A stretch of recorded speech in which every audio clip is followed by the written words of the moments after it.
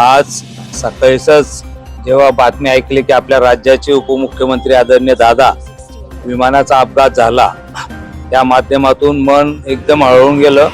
आणि नंतर पहिली अशी बातमी होती की बा तब्येत जास्त सिरियस आहे, पण काही वेळाने कळलं की त्यांचं दुःख निधन झालेलं आहे। आणि मला वाटतं खरं राज्याचा एक शिस्तबद्ध नेता म्हणजे शिस्त काय असते तो सांगणारा नेता आणि टायमावरती सकाळी 6 वाजता काम सुरू करणारा नेता आज आमच्यातून गेलेला आहे। खरं महाराष्ट्रावरती आणि राज्य सरकारवरती दुःखाचा डोंगर कोसळलेला आहे आणि खरं मनाला वेदना देणारा आणि मनाला न पटणारा घटना घडलेली आहे। पण आज ह्या माध्यमातून मी त्यांना भावपूर्ण श्रद्धांजली अर्पण करतो।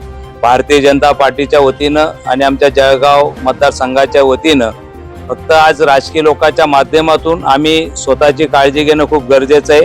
कारण आम्ही दगदगीच्या जीवनामध्ये मला वाटतं स्वतःची तब्येत असेल किंवा स्वतः ज्या वाहनाने जातो त्या वाहनाचं काय परिस्थिती असते न बघता घाईघाईमध्ये तसंच बसतो आणि मला वाटतं अशा दुर्घटना घडतात। आज आम्ही खरं मोठं हानी आमच्या राज्याची आज झालेली, ही हानी कधी भरून निघणार नाही। पुन्हा आदरणीय स्वर्गवासी दादांना भावपूर्ण श्रद्धांजली अर्पण करतो।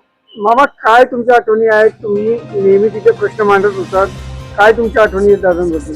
दादांबरोबर खरं रोखोक नेता म्हणजे जळगावला डीपीटीसीच्या मीटिंगला एक येत असताना मी थोडं 10 मिनिटं उशीर झालो आणि मी दादा एकदम राईट टाइम पोहोचले तिथे।